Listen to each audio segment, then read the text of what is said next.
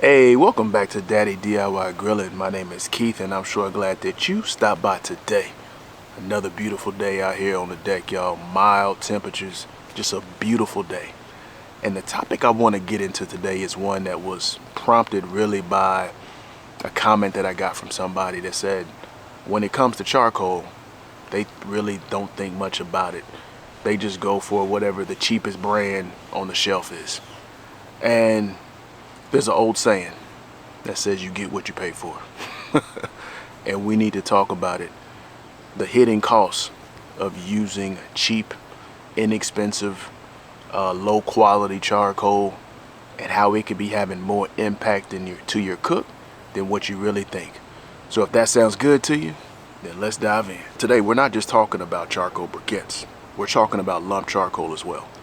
Because I get this quite a bit. I use briquettes. And I'll hear some folks say, hey Keith, you shouldn't be using briquettes. Briquettes contain filler, they contain this, that, and the other. You need to be using all natural lump charcoal. So over the last several weeks here, I've been doing my research into how both briquettes and lump charcoal are made, into the quality standards that they are across the whole area of just charcoal production. And what I found is that although lump charcoal may say natural, it may say this and that on bags and in advertising, not all lump charcoal is made the same. So just because a bag says one thing or the other, don't rest in that, right?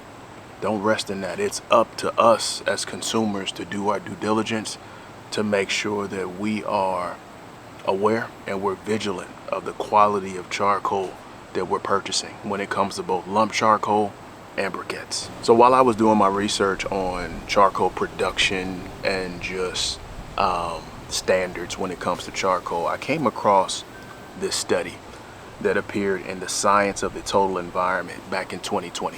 And they tested 74 charcoal products. And this included both lump and briquettes, and they tested products from various different countries. And there's a European standard that says when it comes to a charcoal, they should have no more than 1% impurities. And this study found that many products failed to hit that mark. In fact, there were some products that had over 25 times that limit of impurities.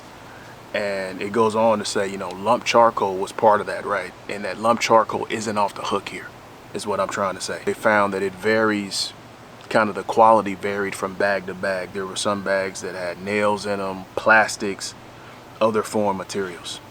And I'll drop that link to this paper if you want to look at it down in the description below if you want to take a look at that.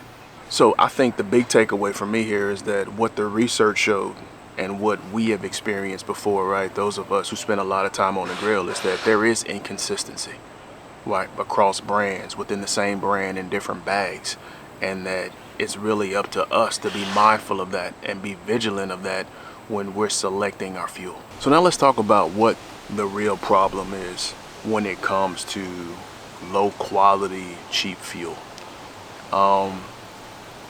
We've talked about this before. When you get something cheap, low quality, low price, you have to think, how can the manufacturer or brand give it to me at this price? A lot of times they will cut corners on their design, on their manufacturing, on their processes to give it to you at that price, right? For example, you get something for the low price and you open the bag and you see surprises, you see impurities. Don't be surprised, because the quality control needed to prevent that cost the brand something. But they skipped that to give it to you at the low price. The manufacturing process that's needed to be put in place to prevent these things, these materials and substances from getting in there, costs. But when you get the low price, a lot of times you ignore that, and I'm going straight for the price. And they gonna give it to you at the price, even if it means they forego these other things. Does that make sense to you? So that's the concern about going just on price and not considering quality. Now I realize too that budget and comes into play here, right? How much do you want to spend on your fuel and budget constraints? But I don't say all that to say that the most expensive charcoal is the solution either, right? I think that we have got to be mindful of whatever the charcoal, briquette, or lump that we're buying, and not just trust what's on the bag, but do our own homework, our own due diligence to verify, right, what the claim is and what's going on with the charcoal, whether it's briquettes or lump. Now, so yeah, low quality charcoal. Now we got to talk about the impact that could have on your food. It's not just performance. It's not just flavor. When we talk about impurities and we're talking about buying charcoal that doesn't come from a trusted source, right? That doesn't come from a credible source, then we get into manufacturing practices and how they can impact just the quality of food, right? What are you serving up to your family, your friends, your customers? Because all of that is our responsibility. Whatever you want to call yourself, cook, griller, smoker, pitmaster, that's our responsibility. Including the quality of all the products we use, and also our charcoal we're using, right? That has an impact to the entire cook. The same way we have to make sure our food is hitting safe to eat temperatures. The same thing, we have to make sure we don't introduce any cross contamination, that we're clean, we're sanitized, our work areas are clean and sanitized, our grills are clean, so that we're not getting anybody sick and we're abiding to the highest standard of safety. That is part of this as well. So when you go low quality, when you go cheaper to cheap, just know there's a cost there. Although you think you're saving on the initial price, you got to think about the second and third order effects it could have. How's it going to impact the flavor? How's it going to impact the taste? How is it going to impact the quality of my food? Am I introducing any impurities, any contaminants that may impact the people who are eating my food, right? That's the whole landscape of things that are our responsibility that we have got to consider. So now let's summarize everything we've said. If you don't take anything else away from this video, take away this. Be mindful of the quality of the fuel you're using, right?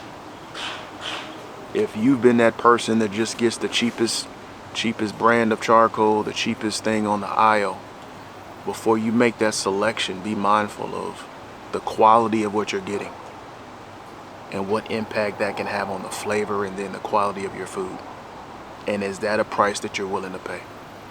Are you trying to save money on the front end in order for this charcoal to have this negative impact to you on the back end? Have you done that calculation, and are you comfortable with that, right?